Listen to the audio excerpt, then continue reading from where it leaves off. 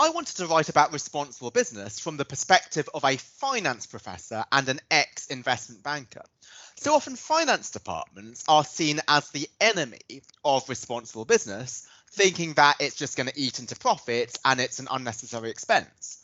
But what I'd like to argue and show with evidence is that it's good financially in the long term for a company to care about its effect on wider society, because rigorous large-scale research shows that the more that the company invests in its material stakeholders, the more financially successful it will be in the long term. So often when I give these talks, people introduce me as a finance professor, not a professor of business ethics, and an ex-Morgan Stanley investment banker, and the audience thinks, well, I must have misheard. How can a finance person be such an advocate of purposeful business? And the answer is because of the evidence, which shows that purpose and profit are strongly intertwined in the long term. One of the hallmarks of the book is that it is based on rigorous academic research published in the most stringent journals, not just wishful thinking. However, some of the top-tier academic research is written in a rather academic way. So what I wanted to do was to bring this to life for a general audience and make it really accessible and practical. So I try to put a lot of effort into making the book as readable as possible and also practical, so it's not just food for thought, but a guide to action with frameworks and case studies and examples to put the ideas of this top-tier research into practice. I understand it's quite unusual to update a book just 1.5 years after it first came out. Normally a paperback is just the hardback, but in a different format. But why I chose to update the book is a lot has happened since the book came out. So most notably, we had the pandemic. And many people thought, well, in a pandemic, when businesses are fighting for survival, do they really care about responsibility? Because that might seem to be a luxury in a time of crisis. But what we saw was a number of businesses really helping out society by using their competitive advantage and expertise to solve social problems. And again, this is why I think the idea of responsibility as being about growing the pie is so powerful. So often we think that responsibility is about splitting the pie differently, so donating a lot of money to charity, for example. You can't do that in a pandemic. But the idea of growing the pie is that we can actively create value through innovation in ways that actually don't cost us a huge amount of money. So you might be a perfume company and then you redeploy your existing facilities to make sanitizer because you have expertise in alcohol-based products. So part of the update was to highlight how responsibility is realistic and achievable even in a pandemic if you have the pie growing mindset. But there's also lots of updates beyond the pandemic, so the paperback is not just a pandemic edition. So I was really lucky to have had the opportunity to present the book to hundreds of companies and investors throughout the world. And many of them raised issues that they were really interested in, but I hadn't covered in the hardback just because of a lack of space. So this is on how the ideas apply to startup companies, to private companies, to different asset classes like debt, to not just responsible investing, but responsible procurement and the like. And so I updated the book with all of those additional applications. Also, there's a lot of really exciting new top-tier research that has come out because responsibility is a really active area with lots of cutting-edge research.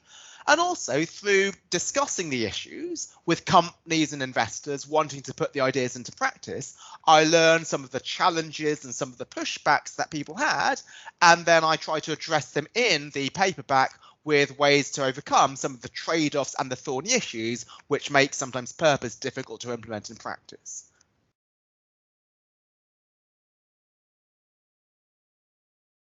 So I think the idea that citizens can play our part in the repurposing of business is really empowering. So it's really tempting to think that given the size of corporations nowadays, an individual citizen is effectively powerless. But that's not the case. So what we've seen in the pandemic was individual actions by a couple of citizens really transforming society. For example, Captain Sir Thomas More, just by walking some laps in his garden, that not only raised £30 million for the NHS himself, but also inspired lots of other people to do their bit. For example, one of my friends was furloughed one day a week because his company was cutting costs. And on that day, he chose to volunteer for Spare Hand, which is a volunteer organisation to allow people to do some shopping for some elderly neighbours. Another friend was a lawyer. You might think, well, law is not so helpful in a crisis, but one of his gifts was his financial resources. And so he walked into his local coffee shop and asked them, well, could I advance purchase 100 coffees from you? And that gave them a lifeline, an injection of a couple of £100, which might have been the difference between them surviving and them going under. So I think what unites all of this is a citizen asking herself, what is in my hand? What are the resources and what are the expertise that I have, and how can I use this to help people around us? So for the lawyer, it was his financial resources. For my furloughed friend, it was the fact that he was able-bodied and young and able to go and do shopping.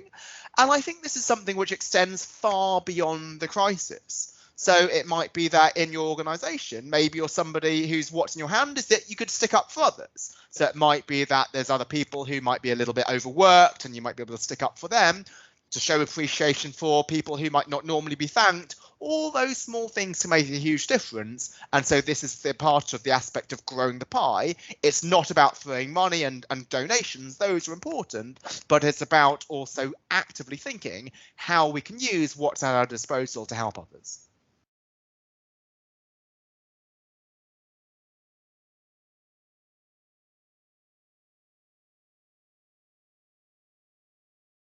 Certainly, I'm happy to give two examples in the pandemic. I'll give you one large company and one small company. So the large company is Mercedes. So what is in their hand, what is their expertise, is precision engineering. And normally they use that to make Formula One engines. That's not really helpful in the pandemic. But what they thought is, well, we can use our precision engineering to make CPAP breathing machines, which are a less invasive alternative to ventilators. And that was really difficult because what they needed to do was to reverse engineer this really old breathing machine in a way that it could be mass produced at scale. But they were able to do that because of their expertise in engineering and therefore save a lot of lives through doing that. Now, a company at the other end of the spectrum is a small business called Barry's Bootcamp. It's one that I'm a client of. And I think it's really important to highlight the power that small businesses can play, because we often think, well, you need to be a billion-dollar company before you can think about serving society. So what is Barry's? It's a fitness boutique set of gyms. Now, during the pandemic, they were shut because of the restrictions.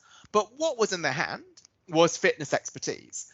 And so what they did was they launched some online classes by Instagram, which were completely free. And that made a huge difference to people self-isolating at home. Now you might think, well, that's not that innovative for a fitness company to offer fitness classes, albeit online. But here's the great thing. What if you're a desk worker at the gym? So the gyms are closed. So what can you do to help out? What it turns out is that some of these desk workers are actors as their main job. And if you're an actor, your income is quite volatile, so they took this desk job to provide them with income stability. Now, if you're an actor, what is in your hand is you're really funny. Now, how does that help out in the pandemic? Well, what we had was a lot of working parents with their children at home. And so what they had is a program of Zoom storytelling sessions and other entertainment sessions to take the load off their working parents when they had a long conference call or business meeting.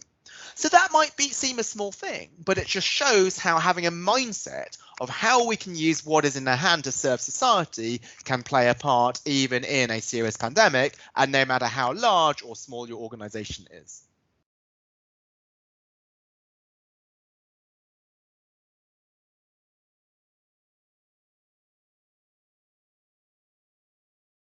While Grow the Pie is a trade book for a general audience, I also wrote it with the idea in mind that it could be taught in a business school. Indeed, when I started to write the book, one of the motivations was I knew that I'd be launching a new elective in responsible business at London Business School, and I wasn't aware of any books that could be suitably used as a text, because while there are many books in responsible business, they're not always based on rigorous evidence and an analytical framework.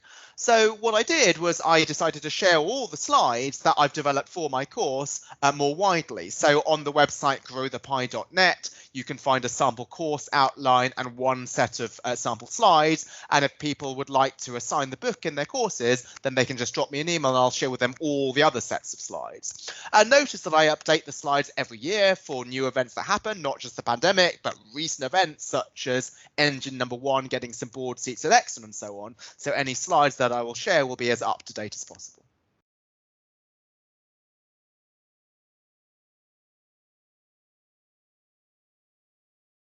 I think the pandemic has definitely increased the need for businesses to serve society, because this has highlighted just the large role that businesses can play.